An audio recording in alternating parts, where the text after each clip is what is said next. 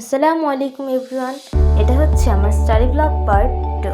আজকে আমি আমার ইংলিশ বইয়ের যে লেসনটা আছে সেটার মডেল কোশ্চেনের 1 আর 2 নম্বর প্রশ্নের উত্তরটা দিব। এর জন্য আমি প্রথমে একটা ডায়েরির মধ্যে লিস্ট করে নিচ্ছি যে আমি কী কী পড়বো। পড়া হয়ে গেলে আমি আমাদের টেক্সট বইটা বের করে নিয়েছি, ইংলিশ বইটা।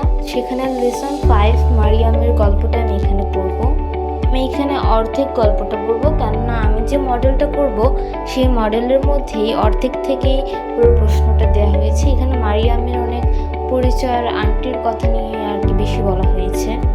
এই প্যাসেজ পড়া হয়ে গেলে আমি আমাদের গ্রামার বইটা বের করে নিয়েছি।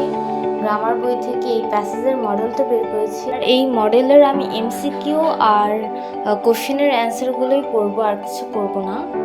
এখানে অনেকগুলো এমসিকিউ ছিল, আর এগুলো করলে পরীক্ষাতে অনেক সময় কমন পড়ে, এর জন্য এখান থেকে আমি এমসিকিউ করি। এখানের এমসিকিউগুলো অনেক সহজ ছিল। আসলে এটা আমাকে আমার টিচার SW দিয়েছে বলে আমি এটা করছি, যার কারণে আমি এটা শর্ট ফর্মে করছি।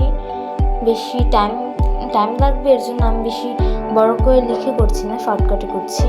আমার সবগুলো এমসিকিউ করা হয়ে গিয়েছে। এবার আমি প্রশ্নের উত্তরগুলো করব। এখানে অনেকগুলো প্রশ্নের উত্তর ছিল, প্রায় সবগুলোর উত্তর একই রকম, তবে প্রশ্নের প্যাটার্ন একটু ভিন্ন হয়।